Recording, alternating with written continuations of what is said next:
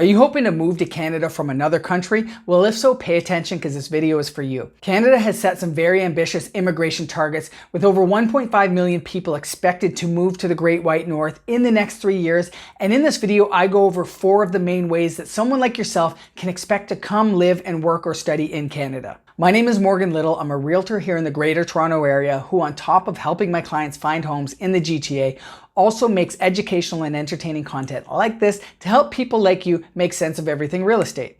If there's anything I can do to help in your journey, feel free to book a call using the Calendly link in the description below, and I look forward to chatting. Now, a little disclaimer before we get into it. I'm not a lawyer and this shouldn't be taken as advice or set in stone. Some of these rules and policies can change at any time. I'm just providing the available info to help you make an informed decision. Always consult a professional before applying for any of these programs. All right, let's get into it. Number 1 on our list of ways to move to Canada is through the Federal Skilled Worker Program. You will have to meet certain eligibility requirements for this program, which include a year of continuous work experience, some minimal education requirements, and minimal language skills in French or English. The top applicants for this program will be invited to apply for permanent residency. You will create a profile outlining your age, education, work experience, level of English or French, marital status, etc. Those with the most points are invited to apply for their permanent residency or PR. Once you receive your PR, you're pretty much free to work or go to school as you wish. You must physically be in the country for at least 730 days within 5 years to be able to keep your permanent residency status moving forward. At number 2, another way to get into Canada is to study, work, and then express entry.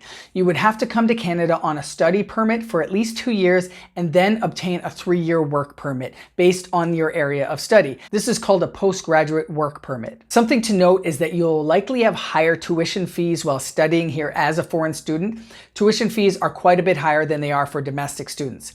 Also, you'll likely have to pay for your tuition up front, or at least show that you'll be able to cover it as well as living expenses. That being said, this study permit will allow you to work up to 20 hours a week during school and full-time during authorized breaks. Also, if your spouse is joining you, then they can receive an open work permit, which allows them to work full-time. And then once you complete your studies, you can then apply for the postgraduate work permit for 3 years. The third way is to apply for a work permit and then for express entry once inside Canada. An employer needs to prove that no Canadian is available to do the job that you are doing through a labor market impact assessment, which is essentially a sponsorship by your employer for you to stay and work in the country. Unless you're LMIA exempt, which would mean you would not have to have the labor market impact assessment done, people who work in specific skilled trade jobs under the Canada-US-Mexico agreement are examples of those who may be LMIA exempt. You'll have to do your research to find out if you fall into this category. And the fourth way to come to Canada is through a provincial nominee program, which usually means you have some sort of a link to a specific province, such as previously having studied there or having a family member residing in the province.